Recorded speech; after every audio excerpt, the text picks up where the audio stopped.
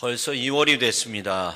성령 충만한, 은혜 충만한 2월의 삶의 모습이 될 수 있기를 예수님의 이름으로 축원드립니다. 오늘 이제 말씀의 제목은 뭡니까? 진리 안에 인도하소서. 이 성령을 진리의 성령으로, 진리의 영으로 말하기도 하는데, 성령은 주로 어떤 능력의 차원으로만 이해함으로써 많은 문제가 발생하기도 합니다. 성령을 어떤 능력을 뜻하는 것으로만 이해하여서 성령 충만한 사람은 어떤 큰 능력을 나타내는 그런 사람으로만 이해하게 되죠. 저는 주연절 5째 주일을 맞이해서 성경이 말하는 진정한 의미의 성령의 역사는 무언가, 또 성령님의 중요성은 어디에 있는가, 이러한 것들을 살펴보며 함께 은혜를 나누도록 하겠습니다. 첫 번째, 성령님은 내 안에 거하시는 분이시다 하는 겁니다. 성령님이 멀리 계시거나 우리 주변에 맴도는 그러한 분이 아니시라는 거죠. 내주하시는 성령님, 내 안에 계시는 성령님이라는 겁니다. 요한복음서 14장 17절에 있는 말씀을 보면 성령님을 진리의 영으로 말하는데, 그 진리의 영이 우리 안에 계신다. 그는 너희와 함께 거하시며 또 너희 속에 계시겠습니다. 그렇게 말씀하고 있어요. 이렇게 진리의 성령님이 내 속에 계시다는 것은 정말 놀라운 일입니다. 우리에겐 이미 예수님의 구속의 은혜가 있습니다. 예수님께서 우리 대신 십자가상에서 고난받으사 우리의 모든 죄를 깨끗하게 씻겨주셨는데, 비고민 내 마음에, 내 심령에 성령께서 오셔서 성령께서 함께 하시는 은혜 속에서 내가 산다는 거, 놀라운 은혜입니다. 그래서 누가복음서 17장 20절 21절에 있는 말씀을 보면 바리새인들이 예수님께 와서 하나님의 나라가 어느 때에 임합니까? 물을 때 예수님께서 하나님의 나라가 어느 때에 임하느냐 묻는 바리새인들을 향해서 하나님의 나라는 볼 수 있게 임하는 것이 아니요, 또 여기 있다 저기 있다고도 못하리니 하나님의 나라는 너희 안에 있느니라, 그렇게 말씀하셨어요. 하나님의 나라가 얼마나 좋은 곳입니까? 하나님께서 임재해 계시고 통치하여 주시는 그러한 장소, 또 하나님의 평안이 가득한 곳, 그게 하나님의 나라가 아닙니까? 근데 하나님의 나라가 너희 안에 있다 말씀하십니다.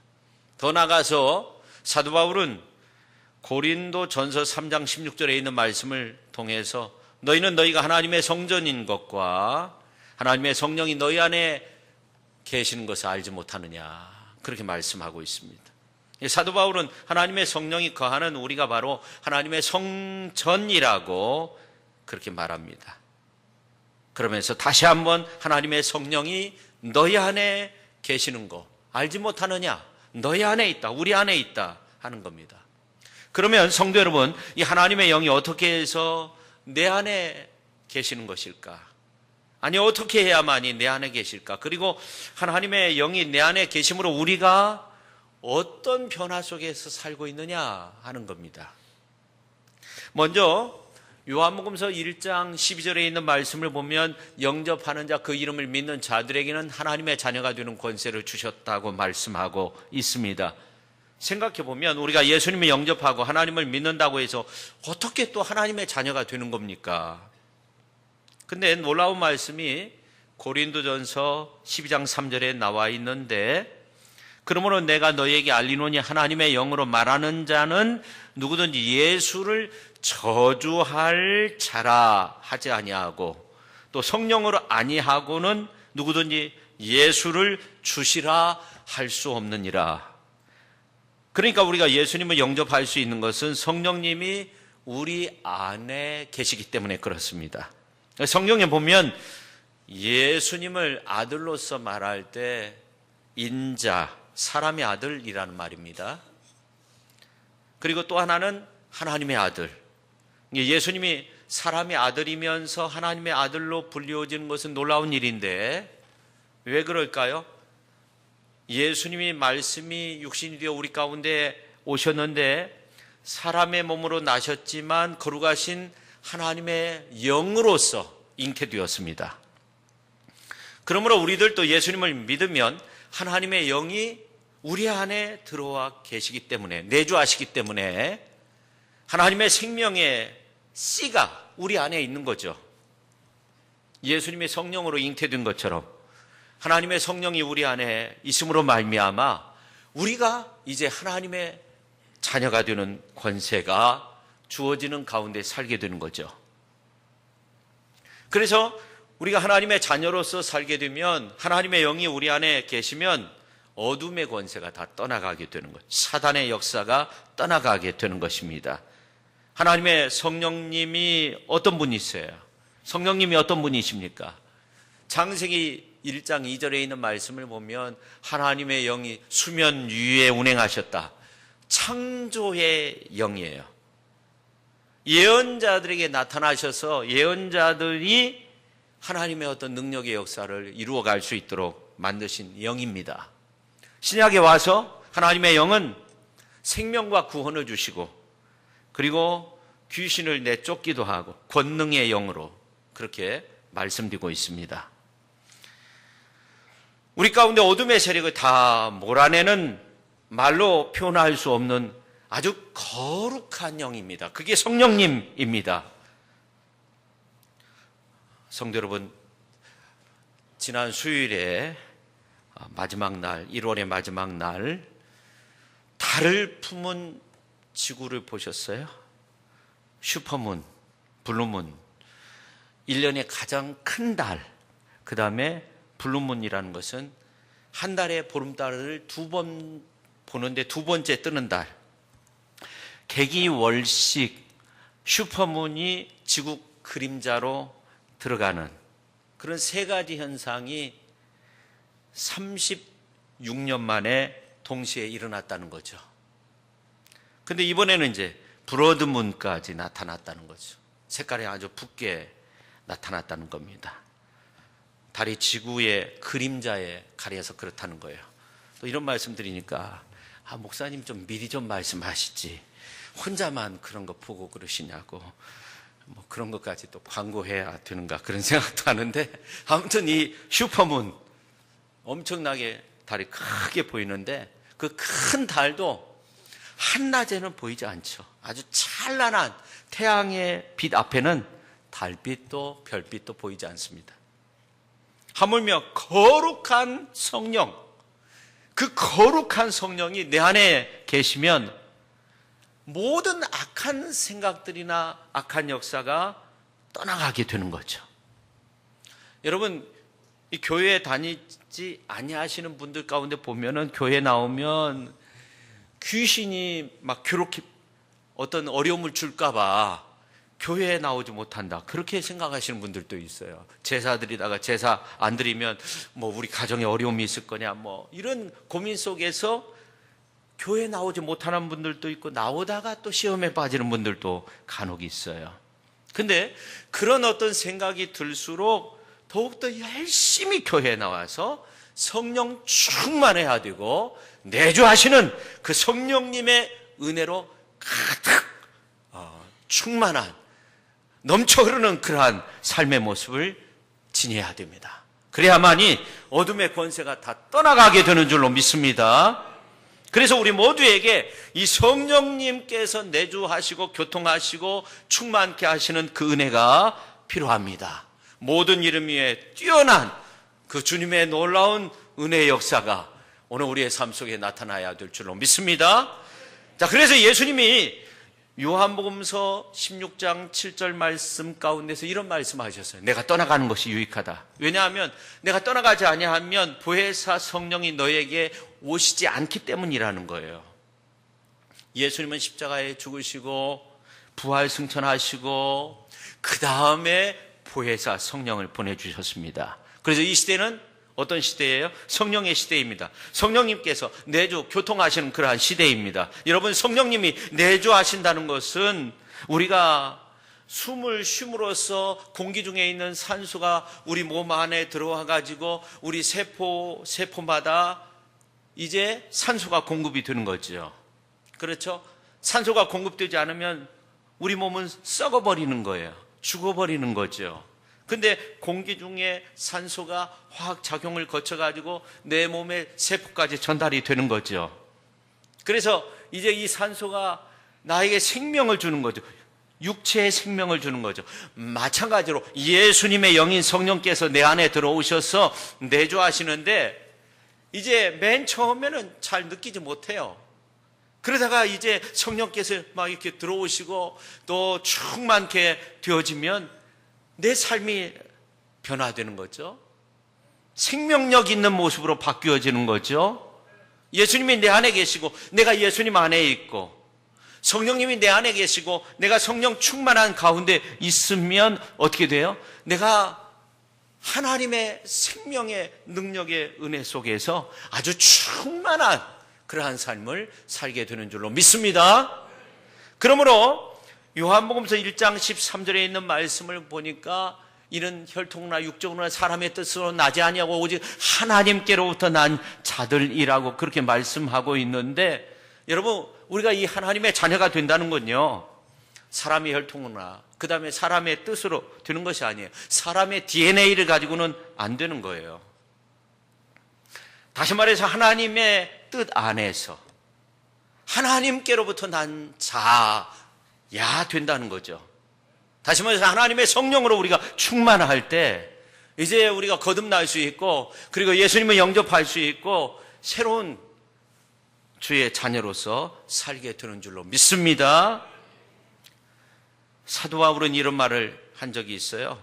로마서 8장 11절에 있는 말씀을 보니까 예수를 죽은 자 가운데서 살리신 이의 영이 너희 안에 거하시면 그리스도 예수를 죽은 자 가운데서 살리신 이가 너희 안에 거하시는 그의 영으로 말미암아, 예수 그리스도의 영으로 말미암아 너희 죽을 몸도 살리신다고 그렇게 말씀하고 있어요. 2000년 전 예수님이 골고다 언덕 십자가 상에서 분명히 죽으셨어요. 근데 다시 살아나셨어요. 예수님은 지극히 거룩한 하나님의 성령으로 잉태하셨기 때문에 하나님의 성령의 능력으로 그 가운데서 다시 사셨다는 겁니다. 그 내용이 고린도전서 15장에 나오는 거예요. 그런데 예수를 죽은 자 가운데서 살리신 그 영이 우리 안에, 내 안에 거하심으로 말미암아 우리가 예수님께서 재림하시는 그날에 우리도 그 가운데서, 그 영 안에서, 그 성령 안에서 어떻게 돼요? 산다는 겁니다. 할렐루야. 하나님의 영은 영원한 존재이시기 때문에 여러분이 예수님을 잘 믿고 죽어가지고 매장이 되든지 화장이 되든지 아무튼 자연장을 하든지 여러분의 유골이 진토가 되어도 하나님께 속한 하나님의 형상, 거룩한 형상을 입게 되는 그날이 오는 거예요. 예수님께서 재림하실 때 그 모습으로 우리가 신령한 모습으로 변화되는 것입니다. 여러분, 우리가 가지고 있는 어떤 직책이 나를 구원하는 것이 아니에요. 내가 목사이니까, 내가 장로이니까, 내가 권사이니까, 내가 집사이니까, 내가 어떤 일을 하기 때문에 우리가 구원받는 것이 아닙니다. 지금 내 안에 성령이 계시느냐, 지금 내가 성령의 사람이느냐, 이것이 중요한 거죠. 지금 내가 인격적인 성령님께 순종하고 지금 내가 인격적인 성령 하나님의 충만함 가운데 살고 있느냐, 이것이 중요한 거예요. 주여 사탄의 왕관을 벗었나이다 라는 그 책을 쓴 저자 김혜경 씨가 지금 목사가 됐는데 한때는 대통령이 찾아올 정도로 유명한 무당이었어요. 10,000명의 신도를 둔 단군교회 창시자였습니다. 그 교주로 활동을 했어요. 한 22년 동안 활동을 했어요. 근데 그가 성령께서 역사하니까 예수 믿고 구원받고 하나님께로서 난 자가 되었어요. 하나님의 사람이 되었어요. 이분이 계속적으로 순간순간마다 내주하시는 그 성령의 도우심, 예수님 믿고 거듭난 다음에 이제 내주하시는 성령의 도우심으로 신앙생활 잘 해가지고 목사로서 활동하고 있습니다. 순간순간, 지금 이 순간, 삶의 순간순간 매일매일의 삶 속에 내가 성령 안에, 그리고 내가 성령과 함께 지금 내 안에 성령께서 내주하시고 있는가, 이것이 너무너무 중요한 거예요. 요한복음서 3장에 있는 말씀을 보면 산헤드린 공의회 의원으로서 활동한 니고데모라는 아주 유력한 사람이 예수님을 찾아오게 됩니다. 율법학자였어요. 당대에 네노라는 종교적인 많은 것들을 가르치는 선생으로서, 랍비로서 활동한 사람이었어요. 근데 이제 예수님께서 나중에 십자가에 못 박혀 죽으셨을 때가 이제 금요일 아닙니까? 이제 안식일 되기 전에 장례를 치료해야 되는데, 이제 십자가에 달리신 예수님을, 이제 돌아가신 예수님을 내려서 염을 하게 돼요. 그 과정 속에서 참 놀라운 것은 예수님을 따르던 제자들은 대부분 다 도망쳤는데 그 중에 숨은 제자 한 사람이 등장을 하는데, 오래전에 밤에 예수님을 찾아왔던 니고데모, 이 사람이 등장을 해요. 그냥 온 것이 아니에요. 침향 섞은 모략 100리트라 35kg의 모략을 가지고 온 거예요. 왕을 장례할 정도로 엄청난 양을 가지고 온 겁니다. 가격으로 따질 수 없는 양입니다. 근데 맨 처음에는 이 니고데모가 어떤 사람이었냐면, 인적이 없는 그 캄캄한 저녁에 조용히 예수님께 찾아와서 하는 말이 뭐냐면, 랍비여, 우리가 당신은 하나님께로부터 오신 선생인 줄 압니다. 하나님이 당신과 함께 하시지 아니하면 당신이 행하시는 이 표적 아무도 할 수 없습니다. 그때 예수님께서 진실로 진실로 내게 이르노니 사람이 물과 성령으로 거듭나지 아니하면 하나님의 나라를 볼 수 없느니라. 또 물어요. 또 예수님이 말씀하세요. 내가 진실로 진실로 내게 이르노니 사람이 물과 성령으로 나지 아니하면 들어갈 수 없다. 맨 처음에는 볼 수 없다, 들어갈 수 없다, 하나님의 나라를 볼 수 없다, 들어갈 수 없다, 그런 말씀을 하세요. 내가 굉장한 지식가이고 굉장한 헌신을 했어도 내 안에 바람처럼 임하는 그 성령의 놀라운 은혜가 주어지지 아니하면, 물과 성령으로 거듭나지 아니하면 하나님의 나라에 들어갈 수 없다는 겁니다. 이렇게 우리가 물과 성령으로 거듭나고 내주하시는 그 성령님의 은혜 속에서 살아야 되는데, 우리가 성령님을 계속적으로 근심시키면 어떻게 되겠어요? 어떻게 되냐면 데살로니가 전서 5장 19절에 있는 말씀을 보니까 성령을 소멸하게 된다는 거예요. 소멸하게 된다는 거예요. 그럼 어떻게 되는 겁니까, 우리가? 그러므로 우리에게 하나님의 영이 없으면 우리가 아무리 종교적인 열정이 있고 형식이 있어도 그것이 우리를 살리는 것이 아닙니다. 성령이 우리 안에 거하시고 우리가 거듭나야 되고 성령의 은혜 속에서 살아야만이 우리가 참 생명을 얻게 되는 줄로 믿습니다. 하나님의 나라를 볼 수 있고 하나님의 나라에 들어갈 수 있게 되는 줄로 믿습니다. 오늘 이 자리에 함께한 모든 분들이 성령의 은혜 속에서 내주 교통하시는, 충만케 하시는 그 은혜 속에서 살아가실 수 있기를 예수님의 이름으로 축원합니다. 그 다음에 이제 두 번째, 성령 하나님은 인격을 가지고 계신다 하는 겁니다. 이 성경에 보면 성령 하나님에 관한 그런 말씀들이 많이 나오는데 인격을 가진 분으로 말씀하고 있어요. 요한복음서 16장 8절에 있는 말씀을 보니까 성령이 세상을 책망하신다. 또 에베소서 4장 30절에 보니까 성령이 근심하신다. 로마서 8장 26절에 있는 말씀을 보니까 성령이 말할 수 없는 탄식으로 성도들을 위해서 기도하신다. 그렇게 말씀하고 있어요. 성령께서 책망하시고 근심하시고 탄식하시고 사랑하시고 말할 수 없는 탄식으로 성도들을 위해서 기도하시는 것은 무엇을 뜻하는 것입니까? 성령님이 인격을 가지고 계신 분이 되신다 하는 겁니다. 그래서 요한복음서 14장 16절과 그 다음에 요한복음서 16장 7절에 있는 말씀을 보면 이 보혜사라는 그런 말씀이 나오는데, 이 보혜사 성령을 말하죠. 근데 참 놀라운 것은 헬라어로 볼 때 이 보혜사라는 말을 할 때 꼭 정관사가 등장해요. 성령이라는 말을 할 때 정관사, 부회사 뭐 이런 식으로 정관사가 붙어요. 왜 그렇습니까? 인격체라는 거예요. 어떤 물질이나 그런 것이 아니에요. 인격을 가지고 있다는 겁니다. 그분, 그 성령님 이런 식으로 표현한다는 겁니다. 그러니까 이 성령이 어떤 길을 빨아들이는 그런 모습이 아니라는 거예요.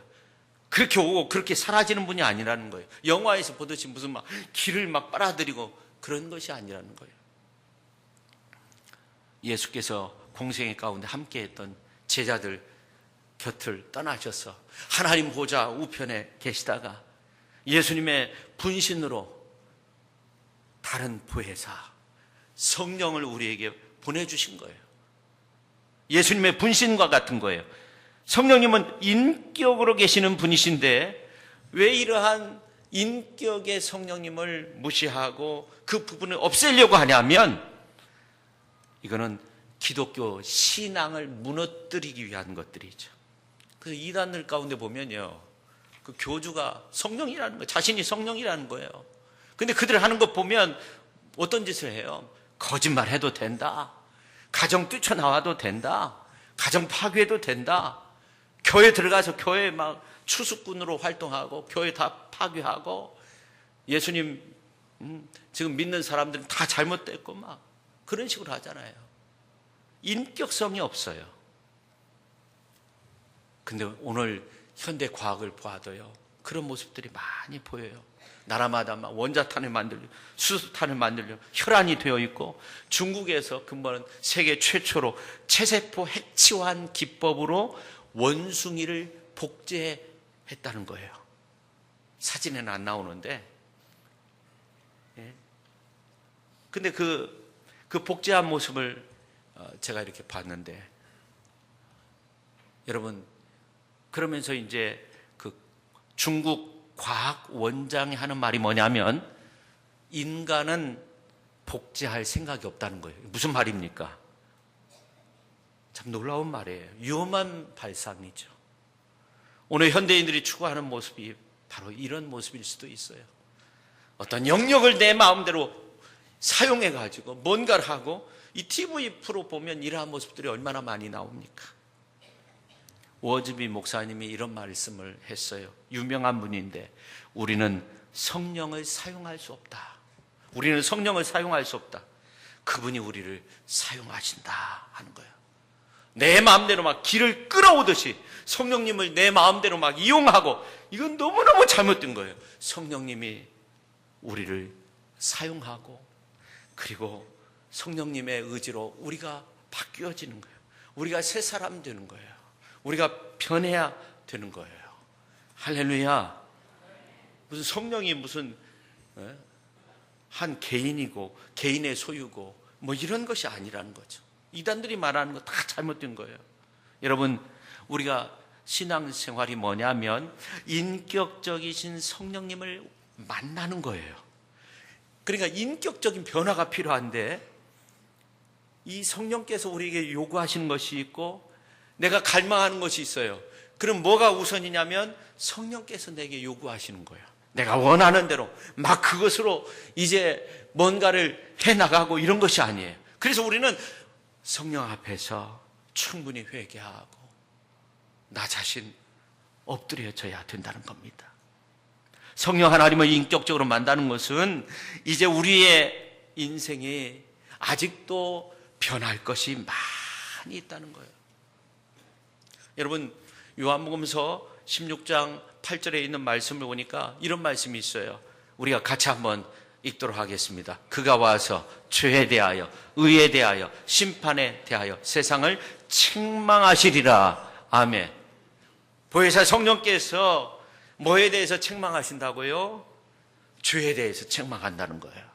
이게 중요한 거예요. 우리가 예배 드릴 때마다, 말씀이 선포될 때마다, 기도할 때마다, 우리가 찬양 드릴 때마다 어떤 때는 나 혼자 있는데 내 마음속에 내가 이 길로 가서는 안 되는데, 내가 이 죄를 끊어야 되는데, 내가 이 잘못된 부분이 있는데, 오늘 말씀을 통해서 나에게 있어서 이 부분을 지금 지적하는 것 같아요. 그 부분이 걸려요. 그 부분이 해결되지 않았어요. 그럼 어떻게 해야 돼요? 우리가 말씀 앞에 나 자신 내려놔야 돼요. 우리가 기도하면서 나 자신 내려놔야 돼요. 길을 걷다가도 내가 더 이상 그 길로, 잘못된 길로 가지 않아야 되는 거예요. 찬양 들으면서 눈물 흘리면서 주여, 내가 잘못된 그 길에 빠지지 않겠습니다. 내가 이단 사설에 빠지지 않겠습니다. 내가 잘못된 길에 빠지지 않겠습니다. 그 다음에 이제 두 번째, 무엇에 대해서 책망하십니까? 의에 대해서 책망하세요. 그러니까 보혜사 성령께서 의에 대해서 책망한다는 것은 너가 정말로 의롭느냐 하는 거예요. 너가 의롭게 사는 것 같고 종교활동 많이 하는 것 같은데 정말 너가 경건하냐 하는 거예요. 사실 너에게 예수 그리스도의 십자가의 공로 외에 과연 필요한 것이, 과연 너에게 의가 있느냐? 너가 의롭다고 스스로 잘난 체 하고 있는데 과연 내가 가진 의는 참된 의냐 하는 겁니다. 우리가 그 앞에 서면 어느 누구도 내가 의롭다고 말할 수 없는 거죠. 이 땅에 있는 모든 사람들이 다 그래요.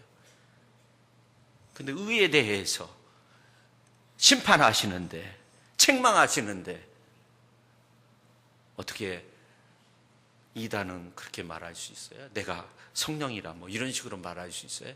이건 너무너무 잘못된 거죠. 그 다음에 이제 세 번째 책망하시는 것이 있는데, 심판에 대하여라는 거. 내가 죄인임에도 다른 사람을 심판할 수 있느냐 하는 거죠. 너가 왜 피조물의 자리에 올라서려고 하느냐? 너가 왜 하나님의 자리에 올라서려고 하느냐 하는 거죠. 회개해야 된다는 겁니다. 다른 사람 판단하지 말고 너 자신을 봐야 된다는 겁니다.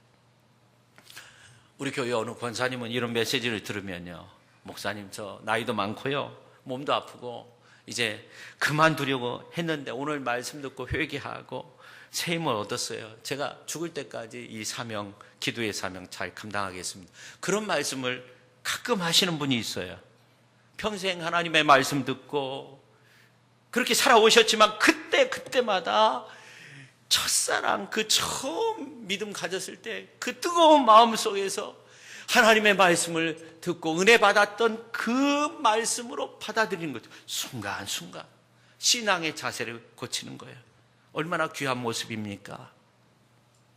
우리 교회는 그런 분이 없는데요, 어느 목사님 말씀 들으면 예배 끝나고 나면 목사님 왜 오늘 그런 설교했습니까? 왜 저를 공격하는 설교를 했습니까? 저는 그 말씀 듣고 너무너무 마음이 아프더라고요.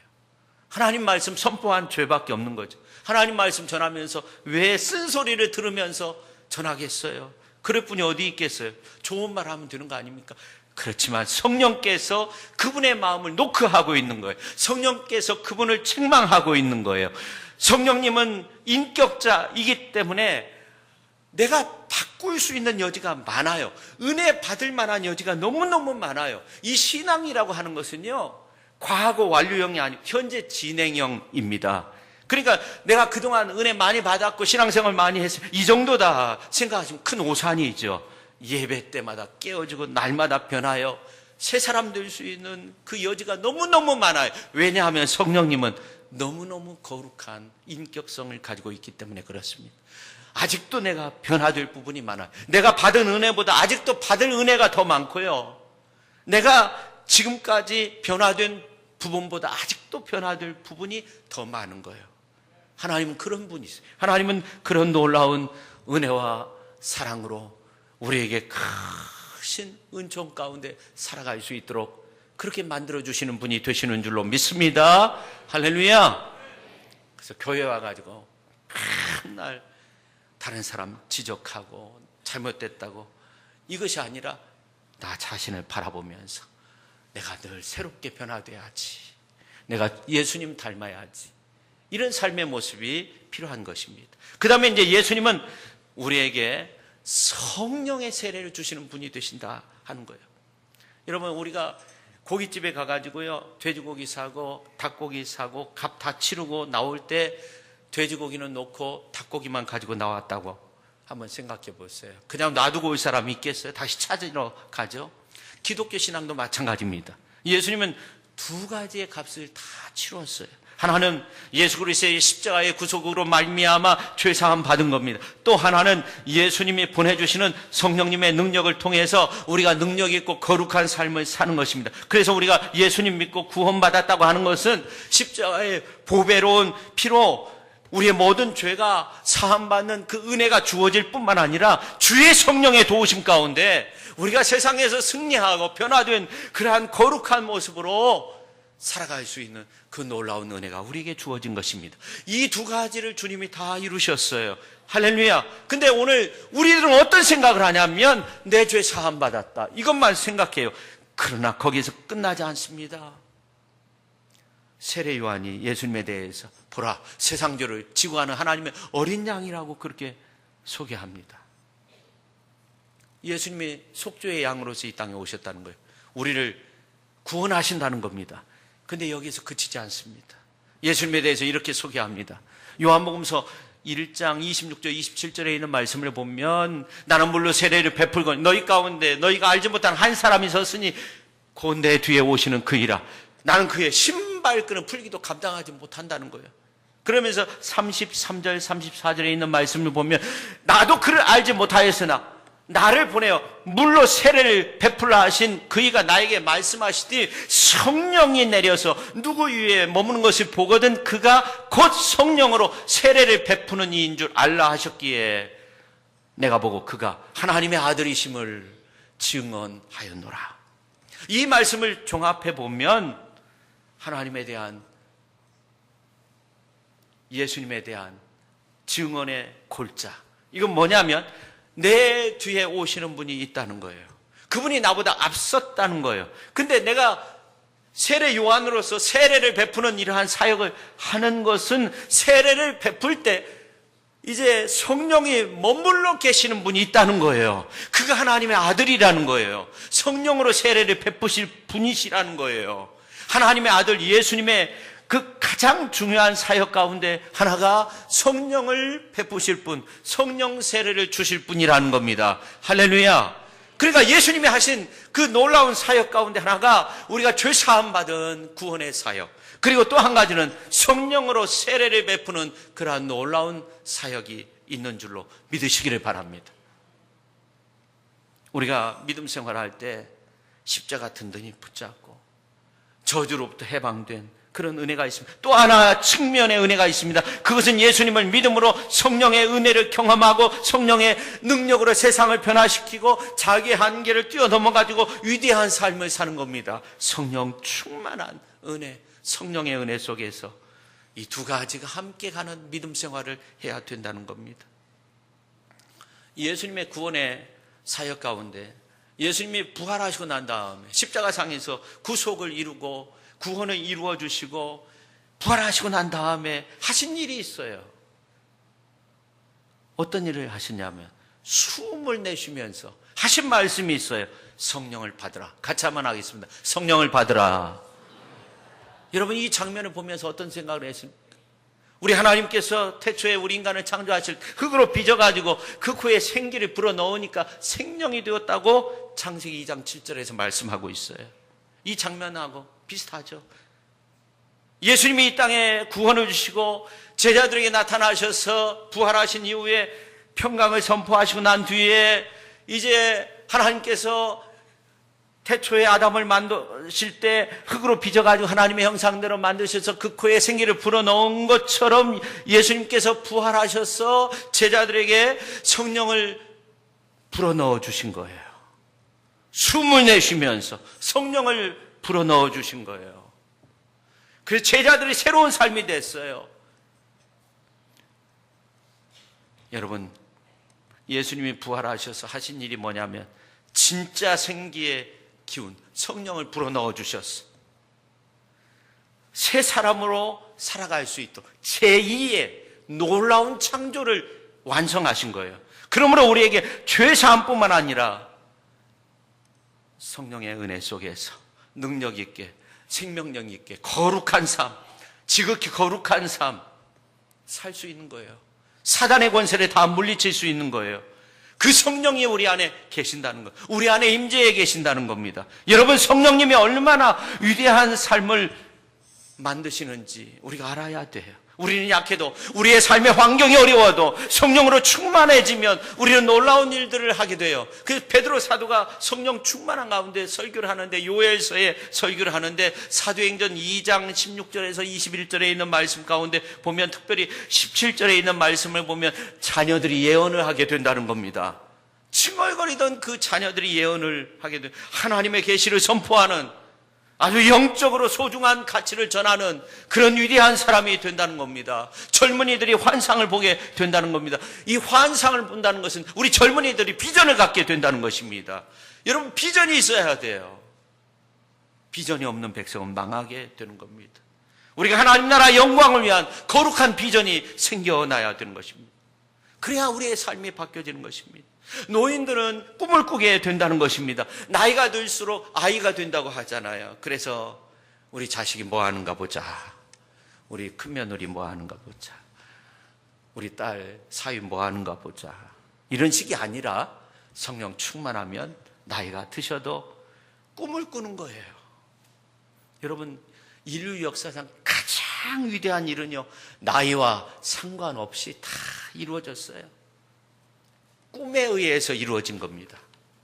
내가 이 땅에, 이 민족 가운데 내 남은 생에 어떻게 하면 놀라운 은혜를 꽃피울 것인가, 내가 어떻게 하면 하나님의 영광을 위해서 살아갈 것인가, 내가 어떻게 하면 한 영혼이라도 주님 앞으로 인도할 것인가, 이러한 소중한 꿈을 꾸어야 된다는 것입니다. 갈렙이 85세 때 죽는 날을 생각한 것이 아닙니다. 이 산지를 내게 달라고. 그 산지를 얻게 됐어요. 이거는요, 기업으로 분배받은 땅이 아니에요. 그 가정 위에 주어진 땅이 되었어요.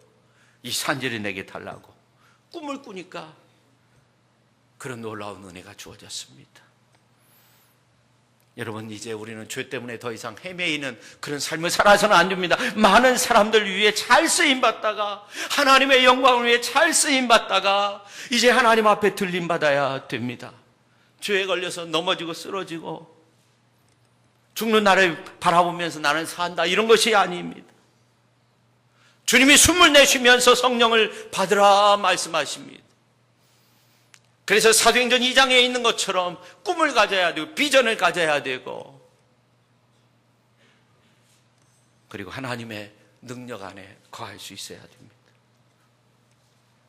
근데 예수님께서 숨을 내쉬며 성령 받으라 하시면서 하신 말씀이 있어요. 23절 말씀 가운데 보면 나오는, 너희가 누구의 죄든지 사하면 사하여지, 누구의 죄든지 그대로 두면 그대로 있게 된다는 그런 말씀을 하셨어요. 20장 23절이죠. 요한복음서.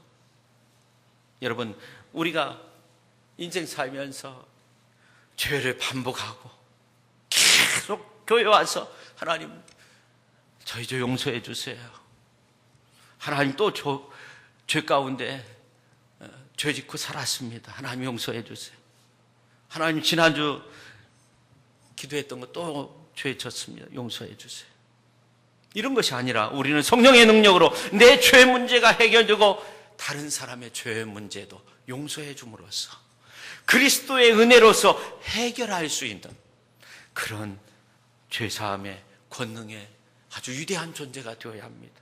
그리스도의 은혜로, 사랑으로 품어줄 수 있는 그런 존재가 되어야 합니다. 여러분, 성령님이 여러분의 인생을 놀랍게 바꾸실 것입니다. 그동안 우리는 예수님을 믿는다, 오직 예수, 오직 예수, 오직 예수 하면서 예수님이 주고자 하는 그 십자가의 구원의 은혜만 생각했습니다. 그런데 예수님은 더 나아가서 우리에게 주시고자 하는 것이 있습니다. 부활의 은혜입니다. 그리고 더 나아가서 우리에게 주시고자 하는 것이 있습니다. 그것은 뭐냐면 인격적인 성령의 은혜, 성령의 역사입니다. 이제 성령의 은혜로 충만한 가운데 하나님이 원하시는 귀한 삶, 그러한 축복된 삶의 주인공들이 오늘 이 예배에 참여한 모든 분들 다 되실 수 있기를 예수님의 이름으로 축원합니다. 이 시간 우리가 함께 기도할 때 하나님 아버지, 내가 오직 예수, 오직 예수 하면서 지금까지 십자가의 구원의 은혜만을 생각해 왔습니다. 그러나 주님은 더 나가서 부활의 은혜, 그리고 더 나가서 인격적인 성령의 은혜, 성령의 역사, 성령의 기름 부으심을 우리에게 주시기를 원하신다는 사실을 오늘 말씀을 통해서 알았습니다. 하나님, 이제 성령의 은혜로 충만한 가운데 살아가기를 원합니다. 넘어지고 쓰러지고 상처 입고 절망하고 한숨 쉬고 그렇게 살아가는 존재가 되지 않도록 하나님, 저희들 이 시간을 통해서 성령을 물붓듯 부어 주시옵소서. 성령 충만함을 우리에게 주셔서 하나님 아버지, 이 어려운 삶의 문제들 다 해결하고 나갈 수 있게 해주시고, 충만한 하나님의 은혜 속에서 아버지 하나님, 이제 다른 사람의 죄까지도 그리스도의 사랑으로 품을 수 있는 그런 사람들이 되게 하여 주옵소서. 우리가 뜨겁게 기도하도록 하겠습니다. 하나님 아버지, 오늘 또 이렇게 주님 전에 찾아 나와서 지금까지 오직 예수 오직 예수 그렇게 액자에 써놓고 글로 써놓고 그렇게 지내면서도 구원의 은혜만을 생각해 왔습니다. 부활의 은혜는 생각하지 못했습니다. 인격적인 성령의 은혜, 인격적인 성령의 역사 생각하지 못했습니다. 성령의 은혜로 충만한 가운데 환경을 이기게 하시고 절망을 뛰어넘게 하시고 어려움을 이겨내게 하시고, 그러기 위해서 아버지 하나님의 이 시간 우리에게 성령을 아버지 하나님이여 물붓듯 기름 붓듯 부어주시옵소서.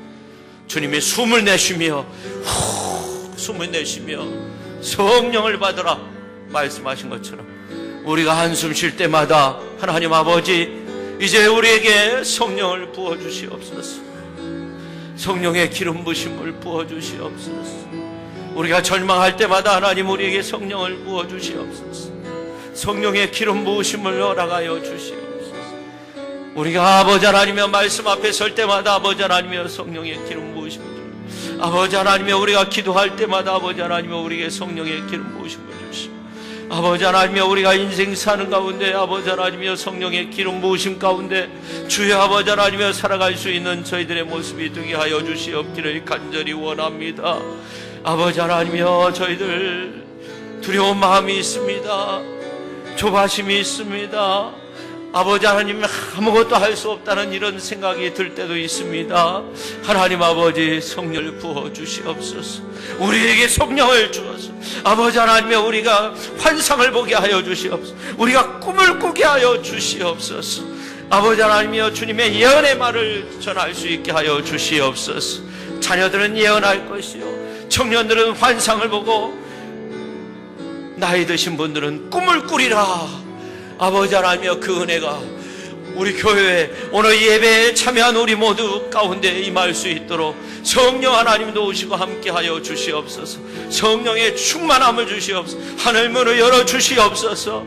우리의 마음의 문을 열어 주시옵소서. 우리의 심령의 문을 열어 주시옵소서. 우리에게 충만하게 아버지 하나님이여 내려주셔서 기름 부으심을 허락하여 주셔서 충만한 은혜 속에서 아버지 하나님이여 떠나가지 않도록, 성령을 근심시키지 않도록, 성령을 소멸하지 않도록 하나님 저희들을 붙들어 주시고 그 가운데 살아갈 수 있는 저희들 모두가 되게 하여 주옵소서. 예수님의 이름으로 기도하옵나이다. 하나님 아버지, 오늘 우리가 성령의 귀한 임재 가운데 거할 수 있도록 우리의 마음을 주장하여 주시고 은혜로 역사하여 주시는 줄로 믿습니다. 아버지 하나님, 우리가 성령 하나님에 대해서 좁은 소견을 가지고 살았던 우리의 모습들을 회개합니다. 아버지 하나님, 이 시간 마음의 문을 활짝 열고 우리의 심령의 문을 활짝 열고 성령 하나님을 모셔드리오니 성령께서 우리에게 충만하게 오셔서 아버지 하나님의 성령 충만한 가운데 하나님의 놀라운 구원의 역사를 만들어가는, 하나님의 놀라운 은혜를 체험할 수 있는, 하나님 안에서 승리의 삶을 살아갈 수 있는 절망과 좌절의 삶의 모습이 변하여서 오히려 충만한 주님의 은혜의 역사를 체험하며 살아갈 수 있도록 그래서 모든 어둠의 권세, 모든 질병의 요소, 모든 부정적인 생각들, 우리의 잘못된 모습들, 인격적인 성령의 모습 속에서 변하여 새로워질 수 있도록 주님이 역사하여 주옵소서. 예수님의 이름으로 기도 올리옵나이다. 아멘.